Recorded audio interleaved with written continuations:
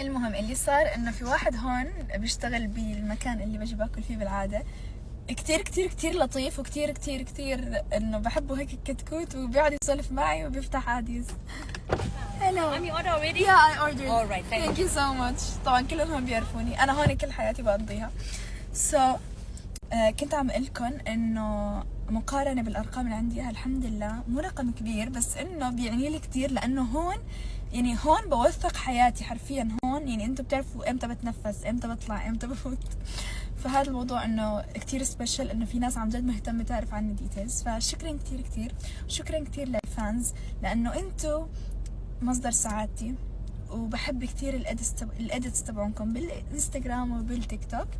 فثانك يو سو ماتش. ويلا اورجيكم شو طلبت لحتى اكل. اوكي انا كتير كتير كتير جوعانه. امبارح تخيلي ما اكلت غير وجبه واحده. اوكي هذا يمكن شيء طبيعي عندكم بس شيء مو طبيعي عندي. اول شيء طلبت هاي، تجي افوكادو وزعتر ولبنه على توست ومع رمان وزعتر اخضر.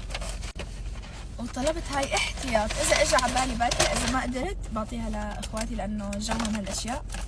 تجي شيبس وتشيز هيك مثل كريب. رح اكل.